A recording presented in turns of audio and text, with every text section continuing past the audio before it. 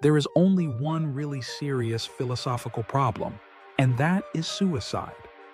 This is how Albert Camus opens The Myth of Sisyphus.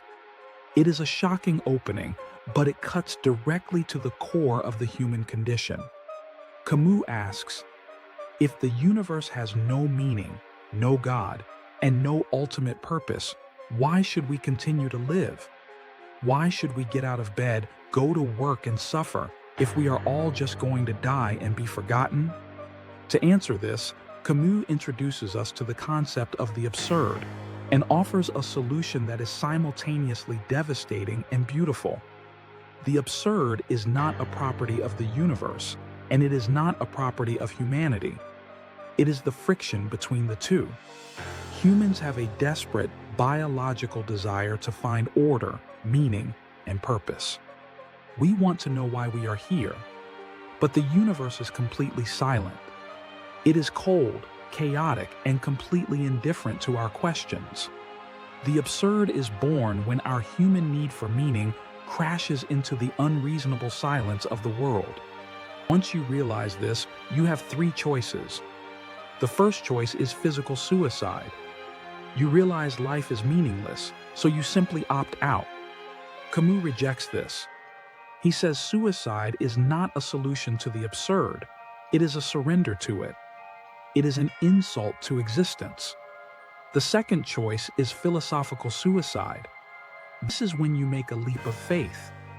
You adopt a religion, or a political ideology, or a belief system that promises you that there is a meaning, even if you can't see it.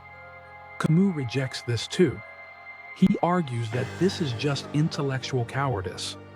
It is hiding from the truth of the silent universe by inventing a comfortable fairy tale. The third choice, and the only valid choice for Camus, is to embrace the absurd and live in a state of continuous revolt. You must look the meaningless universe directly in the eye, accept that there is no ultimate point to your suffering, and choose to live passionately anyway.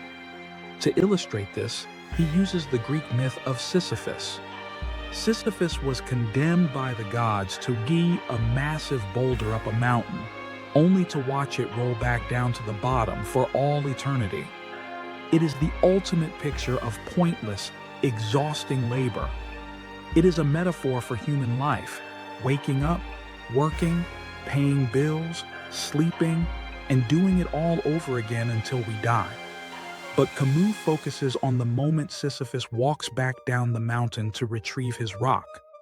In that moment, he is fully aware of his tragic fate, and yet he chooses to put his shoulder to the boulder again.